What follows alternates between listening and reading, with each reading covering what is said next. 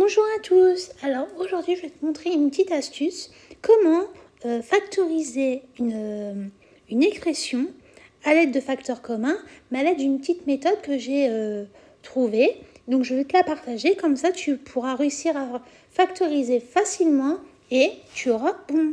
Alors par exemple, si on te donne 3x plus 12. Comme on peut le constater ici, on n'a pas de facteur commun.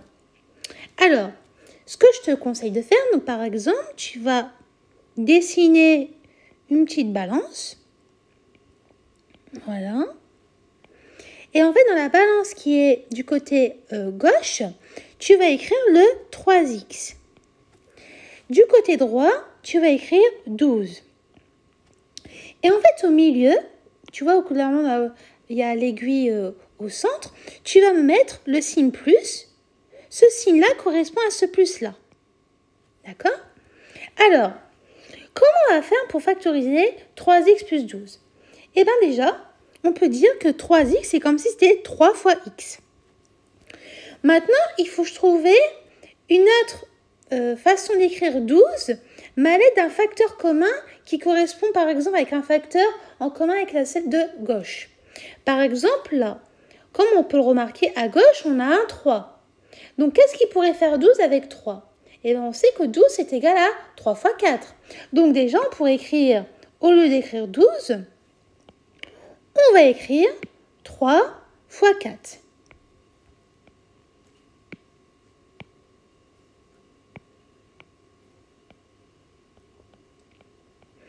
Et là, on peut remarquer quoi? Là, en fait, on a un facteur commun à gauche et à droite.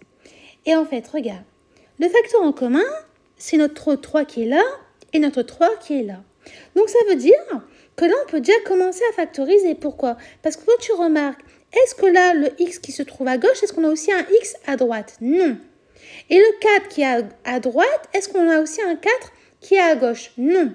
Donc, maintenant, on va factoriser 3x plus 12. Comme tu peux le voir, on a entouré le 3 qui est notre facteur en commun.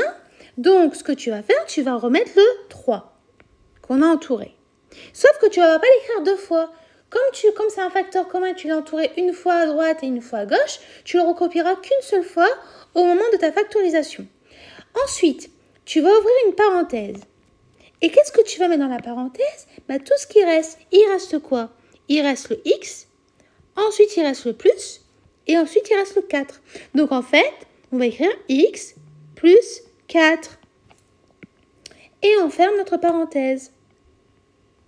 Et comme tu peux le voir, on vient de finir notre factorisation de notre expression. Allez, je t'en donne une autre, un peu plus dure.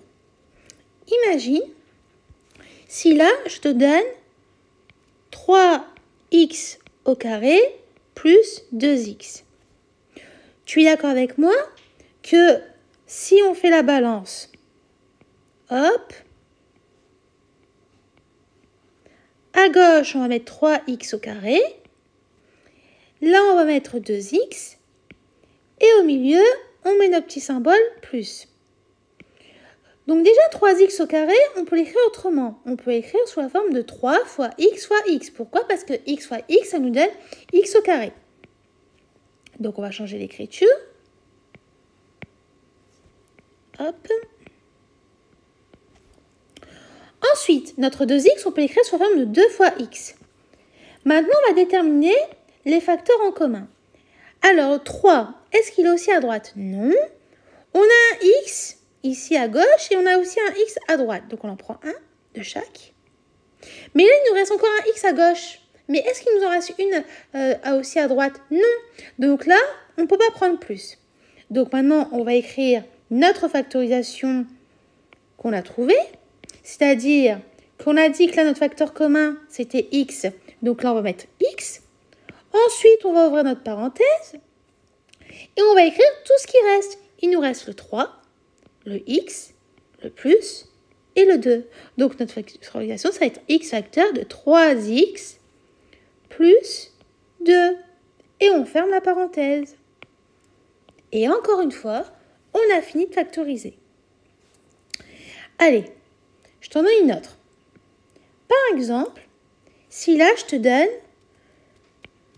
12x plus 4x au carré. Et je te demande de factoriser ça. Alors, comment on va faire ça? Encore une fois, on va dessiner notre petite balance. On va écrire notre 12x ici, notre 4x au carré ici, et bien sûr, le petit plus ici. Notre 12x, on peut l'écrire autrement, on peut l'écrire sous la forme de 12 fois x. Notre 4x au carré, on peut l'écrire sous la forme de 4 fois x. Donc, on va retirer le petit carré qui est là, et on va écrire 4 fois x. Mais on remarque quoi? On remarque qu'en facteur commun, à droite et à gauche, on a un x. Il nous resterait donc un x à droite. Mais là, le 12 et le 4, on va dire qu'il n'y a rien en commun, mais si, ils ont une table de multiplication en commun. On peut écrire 12 d'une autre façon. On peut écrire 12 sous la forme de 4 fois 3.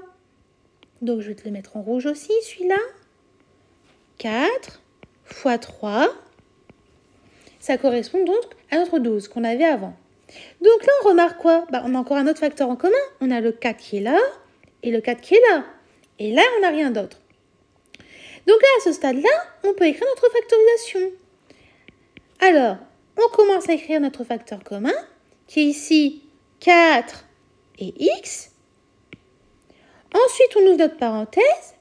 Et là, ce qu'on va faire, c'est qu'on va rajouter à droite et à gauche tout ce qui reste. Donc là, il nous reste le 3, notre plus et notre x. Donc ça nous donne 3 plus x. Et bien sûr, on n'oublie pas de fermer notre parenthèse. Et voilà. Donc là, je t'ai expliqué comment factoriser à l'aide d'une méthode simple. Donc là, bien sûr, c'est avec la méthode du système de balance. Je te souhaite une agréable soirée et j'espère qu'en tout cas que tu as réussi à comprendre toutes les explications. Je te dis à bientôt et au revoir.